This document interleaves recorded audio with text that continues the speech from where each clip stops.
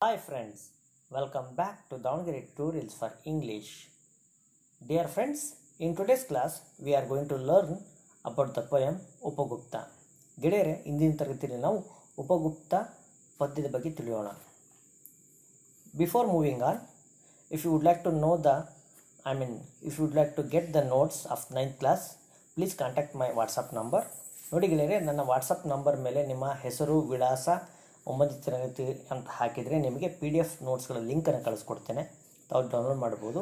ಹಾಗೆ ಹೆಚ್ಚಿನ ವಿಚಾರಗಳಿಗಾಗಿ Davanagere tutorials for English, Basava Kalyan ಬೀದರ್ಗೆ ತಾವು ಭೇಟಿಯನ್ನು ಕೊಡಬಹುದು. ಈಗ ಮುಂದಿನ ತರಗತಿಗೆ ಹೋಗೋಣ, ಅಂದರೆ ಮುಂದಿನ ವಿಚಾರದ ಬಗ್ಗೆ ತಿಳಿಯೋಣ. ನಾವು before moving on, let's know about the poet who has written this poem. He is Rabindranath Tagore. He was known as Gurudeva. He was a Bengali poet who reshaped his region's literature and music. And he was the first non-European to win Nobel Prize in Literature in 1913 for his great work Geetanjali. ಗೆಳೆಯರೆ, ಇವರು ಒಬ್ಬರು Bengali poet Ravindranath Tagore. ಇವರು ಪದ್ಯವನ್ನು ಬರೆದಿದ್ದಾರೆ. ಇವರು Nobel prize ಪ್ರಶಸ್ತಿಯನ್ನು ಪಡೆದಂತಹ ಯುರೋಪಿಯನ್ನೇತರ ರಾಷ್ಟ್ರದ ವ್ಯಕ್ತಿ ಅಂತ ಹೇಳ್ಬೋದು. ಇವರು ತುಂಬಾ ಫೇಮಸ್. ನಮ್ಮ ರಾಷ್ಟ್ರಗೀತೆಯ ಕರ್ತೃ ಕೂಡ ಇವರು ಹೌದು. ನಾವು before moving on to the poem, let's know the title character Upagupta. Upagupta ಯಾರು ಅನ್ನೋದ್ರ ಬಗ್ಗೆ ತಿಳಿಯೋಣ. Upagupta was a Buddhist monk. ಇವರೊಬ್ಬರು ಬುದ್ಧಿಸ್ಟ್ ಮಾಂಕ್ ಅಂದರೆ ಬೌದ್ಧ ಸನ್ಯಾಸಿ. ಅಶೋಕವದನ ಅಂತ ಒಂದು ಸಂಸ್ಕೃತ್ ಟೆಕ್ಸ್ಟ್ ಪ್ರಕಾರ, according to Sanskrit text Ashokavadana, he was a spiritual teacher of Mauryan emperor Ashoka. Mauryan emperor ಆದಂತಹ ಅಶೋಕನ ಗುರು ಇವರಾಗಿದ್ದರು ಅಂತ ನಮಗೆ ಮಾಹಿತಿಯ ತಿಳಿಯುತ್ತೆ. ಈಗ ಪದ್ಯದ ಬಗ್ಗೆ ತಿಳಿಯೋಣ. The poem Upagupta establishes the impermanence of sensual pleasures, the root cause of sorrow being attachment to the material pleasures. Tagore achieves this through the incidents in the life of a dancing girl and her meeting with the ascetic called Upagupta. ಗೆಳೆಯರೆ, ಈ ಪದ್ಯದಲ್ಲಿ ಕವಿ ನಮ್ಮನ್ನು ಭೋಗ ವಿಲಾಸಗಳಿಗೆ ತುತ್ತಾದಂಥ ವ್ಯಕ್ತಿ ಏನಾಗ್ತಾನೆ ಅನ್ನುವಂಥದ್ದು ಮಾರ್ಮಿಕ ವಿಚಾರಗಳಿಗೆ ತಿಳಿಸ್ಕೊಡ್ತಾರೆ.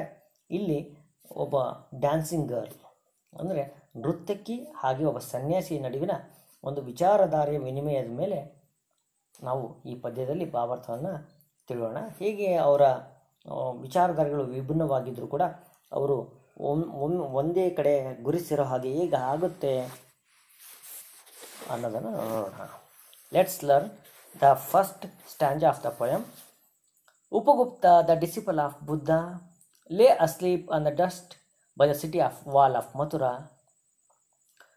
Lamps were all out, doors were all shut, and stars were all hidden by the murky sky of August. First ಲೈನ್ಗಳನ್ನು ನೀವು ನೋಡಿದಾಗ, Upagupta, the disciple of Buddha, lay asleep on the dust by the city wall of Mathura. Lamps were all out, doors were all shut, and the stars were all hidden by the murky sky of August. When the poem opens, we find Upagupta laid asleep on the dusty road of city wall of Mathura, nearby city wall of Mathura. And it was a time of darkness, it was a time of night, when all lamps were all out and doors were all shut, and the stars were all hidden by the murky sky of August. It was August. Due to the heavy cloud, usually we find heavy clouds in the month of August. Under the cover of those clouds, all stars were hidden, and it was a time, it was a rainy season, we can say.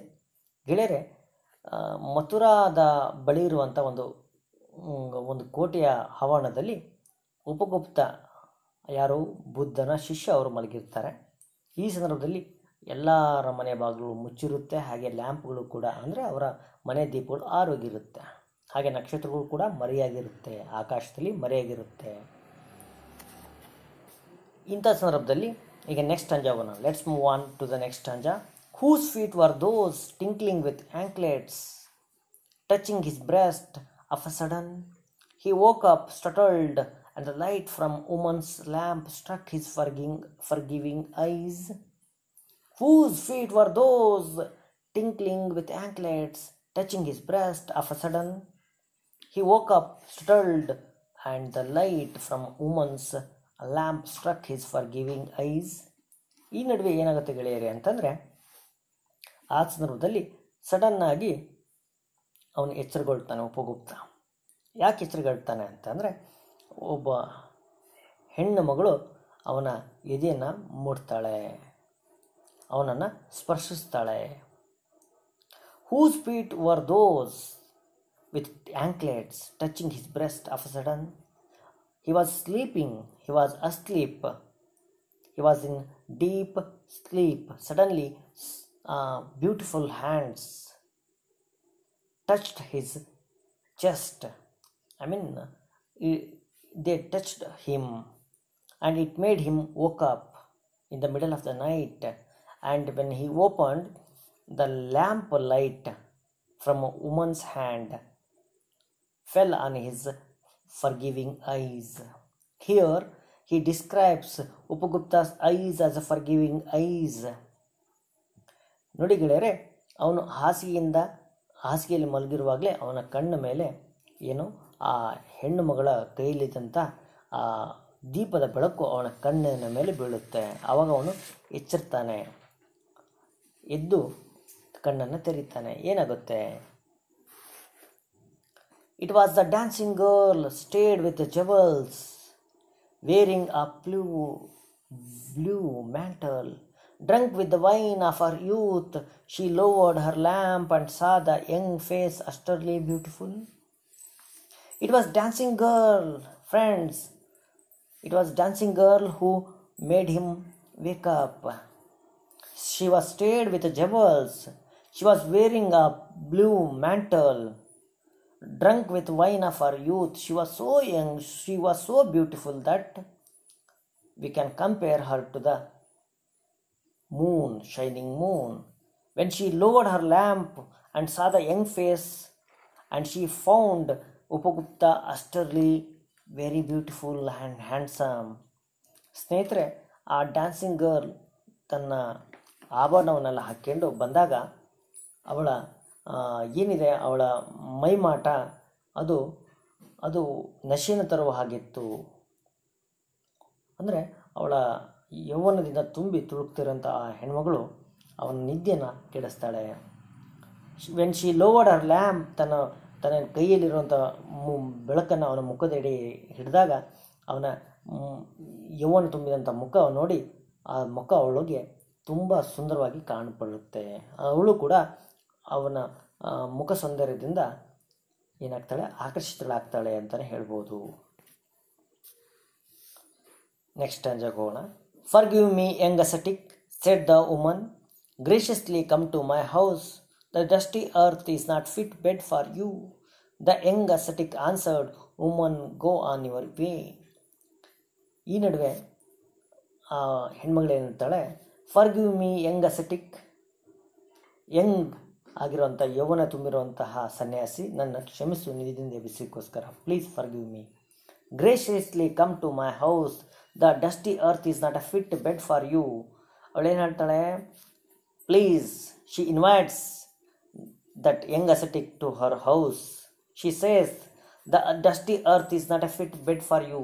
ನೋಡಿ ಸನ್ಯಾಸಿ, ಈ ಮಣ್ಣಿನ ರಸ್ತೆ ನೀನು ಸೂಕ್ತವಾದದ್ದಲ್ಲ, ನನ್ನ ಮನೆಗೆ ಬಾ. Come to my home, ನನ್ನ ಮನೆಗೆ ಬಾ, ನನ್ನ ಆತಿಥ್ಯವನ್ನು ಸ್ವೀಕರಿಸು ಅಂತ ಹೇಳ್ತಾಳೆ. ಇದರಿಂದ ಅವನೇನು ಹೇಳ್ತಾನೆ, ಅವನು ನಯವಾಗಿ ತಿರಸ್ಕರಿತಾ ಹೇಳ್ತಾನೆ, ನಿನ್ನ ದಾರಿಯನ್ನು ನೀನು ನೋಡ್ಕೊಂಡು ಹೋಗು ಅನ್ನೋ ಮಾತನ್ನು ಆ ಹೆಣ್ಮಗುವಿಗೆ ಹೇಳ್ತಾನೆ. Young acetic answered, woman, go on your way. ಇಲ್ಲಿ ನೋಡಿ, ಸನ್ಯಾಸಿ ಆಗಿದ್ದರೂ ಕೂಡ ಅವನು ಅವಳಿಗೆ ದಾರಿ ತೋರಿಸುವಂಥ ಪ್ರಯತ್ನ ಮಾಡೋದಿಲ್ಲ, ಅವಳಿಗೆ ವಿವೇಕ ಹೇಳುವಂಥ ಒಂದು ಗೋಜಿಗೆ ಹೋಗೋದಿಲ್ಲ. ಯಾಕೆ ಅಂತಂದರೆ you can find here the young ascetic is not advising her to sacrifice her thinking instead of he's asking her to go on her way. ಅವಳ ದಾರಿಯಲ್ಲಿ ಹೋಗೋದಕ್ಕೆ ಹೇಳ್ತಾ ಇದ್ದಾನೆ. ಇದು ಬುದ್ಧನ ತತ್ವ. ಬುದ್ಧ ಯಾವುದೇ ತನ್ನ ಮಾರ್ಗವನ್ನು ಅನುಸರಿಸೋಕ್ಕೆ ಯಾರನ್ನೂ ಕೂಡ ಒತ್ತಾಯಪಡಿಸ್ತಿರಲಿಲ್ಲ. ಹಾಗೆಯೇ ಇಲ್ಲೂ ಕೂಡ ಉಪಗುಪ್ತ ಏನು ಮಾಡ್ತಾನೆ, ಆ ಹೆಣ್ಮಗುವಿಗೆ ತನ್ನ ದಾರಿ ಹಿಡಿದು ಹೋಗೋದಕ್ಕೆ ಹೇಳ್ತಾನೆ. When the time is ripe, ಒಂದು ಮಾತನ್ನು ಕೂಡ ಹೇಳ್ತಾನೆ. When the time is ripe I will come to you. Suddenly the black night showed its teeth in a flash of lighting.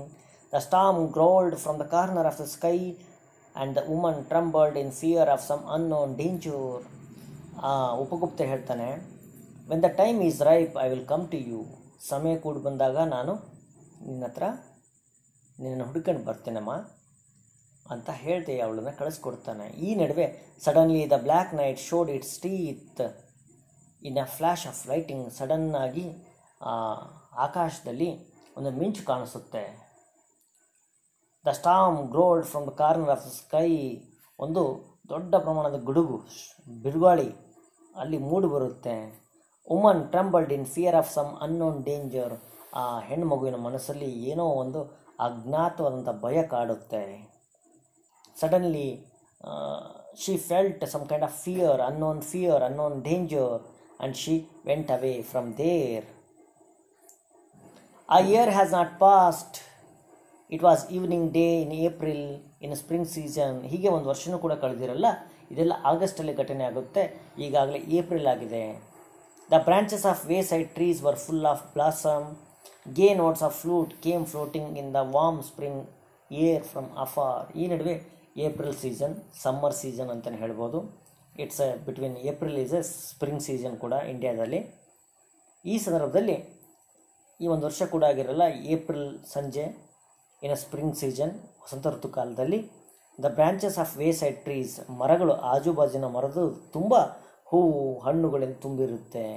ಗೇ notes of the flute came floating in the warm spring from afar. ದೂರದಿಂದ ಒಂದು ಕೊಳಲಿನ ವಾದ್ಯವೂ ಕೂಡ ಕೇಳಿ ಬರುತ್ತೆ. ಅಂಥ ಒಂದು ಹಿತವಾದ ಸಂದರ್ಭ ಅಂದರೆ ವಸಂತ ಕಾಲ. ಸುತ್ತಲಿನ ವಾತಾವರಣದಲ್ಲಿ ಬದಲಾವಣೆ, ಹೂ ಗಿಡಗಳು ಬದಲಾವಣೆ ಆಗಿದೆ. ರಂಬೆ ಕಂಬೆಗಳಲ್ಲೆಲ್ಲ ಹೂಗಳು, ಹಕ್ಕಿಗಳ ನಾದ ಕೂಡ ಕಂಡು ಬರ್ತಾ ಇದೆ. ಸಂದರ್ಭ ಬದಲಾವಣೆಯಾಗಿದೆ. Upagupta passed through the city gates of and stood at the base of the rampart. Was that woman lying at his feet in the shadow of mango grove? ಈ ನಡುವೆ ಅವನು ಮರದ ಕೆಳಗಡೆ ನಿಂತಿರುವಾಗ ಆ ಸಿಟಿ ಗೇಟ್, ಮಥುರಾದ ಆ ಸಿಟಿ ಗೇಟ್ ಹತ್ರ ಅವನು pass ಆಗ್ತಾ ಇರ್ತಾನೆ, ನಡ್ಕೊಂಡು ಹೋಗ್ತಿರ್ತಾನೆ. ಅವನ ಕಾಲಿಗೆ ಯಾರೋ ಬಂದು ಎರಗ್ತಾರೆ. ಯಾರವರು? Who is that woman? Upagupta passed through the city gates and stood at the base of the rampart. Was that woman lying at his feet in the shadow of mango grove? ಅವನ ಕಾಲಿಗೆ ಬಂದು ಆ ಒಂದು ಹೆಣ್ಣು ಮಗು ಏನು ಮಾಡುತ್ತೆ, ಕಾಲಿಗೆ ಎರಗ್ತದೆ. Struck with black pestilence, her body spotted with sores of smallpox, she was hurriedly driven away from the town to avoid the poisonous contagion. The ascetic sat by her side, took her head on his knees. Struck with black pestilence. ಗೆಳೆಯರೆ, ಅವಳಿಗೆ ಒಂದು ಕುಷ್ಠರೋಗದ ರೀತಿಯ ರೋಗ ಅವಳನ್ನು ಆವರಿಸಿಬಿಟ್ಟಿರುತ್ತೆ. Her body spotted with sores of small pox. ಸಣ್ಣ ಸಣ್ಣ ಗುಳ್ಳೆಗಳು, ಕೀವಿನ ಗುಳ್ಳೆಗಳು ಅವಳ ದೇಹದ ತುಂಬ ಮೂಡಿಬರುತ್ತೆ. She was hurriedly driven away from the town. ಅವಳನ್ನು ಟೌನಿಂದ ಹೊರಗಡೆ ಹಾಕಿರ್ತಾರೆ ಜನಗಳು, ಯಾಕಂತಂದರೆ ಅವಳಿಂದ ಇನ್ನೊಬ್ಬರು ರೋಗ ಹರಡ್ಬೋದು ಅಂತ. She was driven away from the town because she was struck by the black pestilence and her body was spotted with sores of small pox.